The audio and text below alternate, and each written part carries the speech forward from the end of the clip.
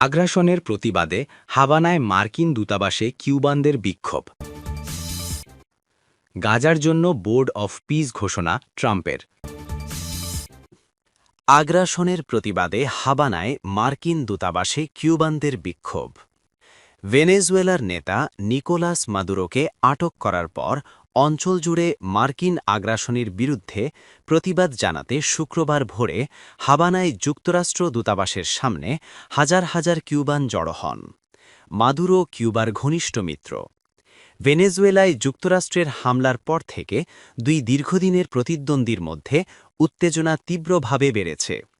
ওই হামলায় মাদুরোকে রক্ষায় নিয়োজিত বলে ধারণা করা ৩২ জন কিউবান সামরিক ও গোয়েন্দা কর্মকর্তা নিহত হন, যা কয়েক দশকের মধ্যে যুক্তরাষ্ট্র ও কিউবান বাহিনীর প্রথম সংঘর্ষ হিসেবে চিহ্নিত হয়েছে।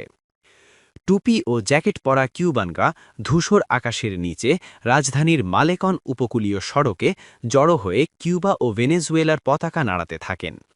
ঝোড়ো বাতাস ও উত্তাল ঢেউ উপকূলে আছড়ে পড়ছিল। অলিভ সবুজ সামরিক পোশাক পরা কিউবার প্রেসিডেন্ট মিগেল দিয়াস কানেল যুক্তরাষ্ট্র দূতাবাসের দিকে পিঠ দিয়ে দাঁড়িয়ে মার্কিন চাপের মুখে ঐক্যবদ্ধ থাকার আহ্বান জানান। তিনি বলেন, না সাম্রাজ্যবাদীরা, আমরা তোমাদের একেবারেই ভয় পাই না এবং আমাদের হুমকি দেওয়া পছন্দ নয়। এ সময় তিনি দূতাবাস ভবনের দিকে আঙুল নেড়ে বলেন, তোমরা আমাদের ভীত করতে পারবে না। সাম্প্রতিক দিনগুলোতে উভয় পক্ষই রাজনৈতিক ভাষা আরও কঠোর করেছে, যা যুক্তরাষ্ট্র ও কমিউনিস্ট শাসিত কিউবার মধ্যে দীর্ঘদিনের শীতল সম্পর্কের নতুন নিম্নস্তর নির্দেশ করছে। ফ্লোরিডা উপকূল থেকে কিউবার দূরত্ব মাত্র ১৪৫ কিলোমিটার। মার্কিন প্রেসিডেন্ট ডোনাল্ড ট্রাম্প রবিবার বলেন, ভেনেজুয়েলার কোনো তেল বা অর্থ আর কিউবায় যাবে না। তিনি হাভানাকে সতর্ক করে বলেন, খুব দেরি হয়ে যাওয়ার আগেই সমঝোতায় আসতে হবে। ট্রাম্পের ওই মন্তব্যের দিয়াস কানেল বলেন, কিউবা তার মাতৃভূমি রক্ষা করবে, শেষ ফোঁটা রক্ত দিয়েও হলেও। গাজার জন্য পিস ঘোষণা ট্রাম্পের। গাজায় যুদ্ধ অবসানে মার্কিন সমর্থিত পরিকল্পনার দ্বিতীয় ধাপ হিসেবে একটি বোর্ড অফ পিস গঠন করা হয়েছে বলে ঘোষণা করেছেন মার্কিন প্রেসিডেন্ট ডোনাল্ড ট্রাম্প। নিজের সামাজিক যোগাযোগ মাধ্যম ট্রুথ সোশ্যালে বৃহস্পতিবার দেওয়া এক পোস্টে তিনি এই ঘোষণা দেন। সেখানে ট্রাম্প লিখেছেন, এটি ঘোষণা করতে পারা আমার জন্য অত্যন্ত সম্মানের যে বোর্ড অফ পিস গঠিত হয়েছে। এই বোর্ডের সদস্যদের নাম শীঘ্রই ঘোষণা করা হবে। তিনি আরও বলেন, আমি নিশ্চিতভাবে বলতে পারি এটি যে কোনো সময় যে কোনো স্থানে গঠিত সবচেয়ে মহান এবং মর্যাদাপূর্ণ বোর্ড। যুদ্ধ পরবর্তী গাজার দৈনন্দিন প্রশাসনিক কাজ পরিচালনার জন্য সম্প্রতি ১৫ সদস্যের একটি ফিলিস্তিনি টেকনোক্র্যাট কমিটি গঠনের ঘোষণা দেওয়া হয়েছে। এই কমিটি মূলত ট্রাম্পের নেতৃত্বাধীন বোর্ড অফ পিসের অধীনে কাজ করবে।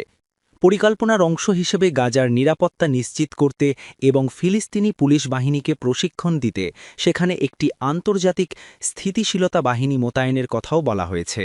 হামাসের শ্রেষ্ঠ নেতা বাসেম নাইম বৃহস্পতিবার একটি বিবৃতিতে বলেন, বল এখন মধ্যস্থতাকারী, যুক্তরাষ্ট্রের গ্যারেন্টার এবং আন্তর্জাতিক সম্প্রদায়ের কোর্টে। এই কমিটিকে শক্তিশালী করার দায়িত্ব এখন তাদের। গত ১০ অক্টোবর মার্কিন সমর্থিত এই শান্তি পরিকল্পনা কার্যকর হয়। এর মাধ্যমে হামাসের হাতে থাকা জিম্মিদের মুক্তি এবং ইসরায়েল ও হামাসের মধ্যে লড়াইয়ের অবসান ঘটে। বর্তমানে এই পরিকল্পনার দ্বিতীয় ধাপ চললেও ত্রাণ সহায়তা ও হিংসার অভিযোগ নিয়ে সংশয় কাটছে না। গাজার স্বাস্থ্য মন্ত্রণালয়ের দাবি, যুদ্ধবিরতি কার্যকর হওয়ার পর থেকে এ পর্যন্ত ইসরায়েলি বাহিনীর হাতে ৪৫১ জন নিহত হয়েছে। ফিলিস্তিনিদের কাছে অমীমাংসিত প্রধান বিষয় হল গাজা থেকে ইসরায়েলি সেনাদের সম্পূর্ণ প্রত্যাহার। শান্তি পরিকল্পনায় এর উল্লেখ থাকলেও সুনির্দিষ্ট সময়সীমা এখনও জানানো হয়নি। অন্যদিকে হামাস এখনও প্রকাশ্যে নিরস্ত্রীকরণের বিষয়ে কোনো প্রতিশ্রুতি দেয়নি, যা ইসরায়েলের পক্ষ থেকে একটি অলঙ্ঘনীয় শর্ত। এ প্রসঙ্গে ট্রাম্পের বিশেষ দূত স্টিভ উইটকফ বুধবার জানান, হামাস তাদের প্রতিশ্রুতি পূর্ণাঙ্গভাবে রক্ষা করবে বলেই ওয়াশিংটন আশা করে। ট্রাম্প তার পোস্টে গাজার অন্তর্বর্তী নেতৃত্বের প্রশংসা করে বলেন, এই নেতারা একটি শান্তিপূর্ণ ভবিষ্যতের জন্য দৃঢ়ভাবে অঙ্গীকারবদ্ধ। তিনি আরও জানান, মিশর, তুরস্ক ও কাতারের সহযোগিতায় হামাসের সঙ্গে একটি পূর্ণাঙ্গ নিরস্ত্রীকরণ চুক্তি নিশ্চিত করা হবে। এর মাধ্যমে সকল অস্ত্র সমর্পণ এবং প্রতিটি সুড়ঙ্গ ধ্বংস করা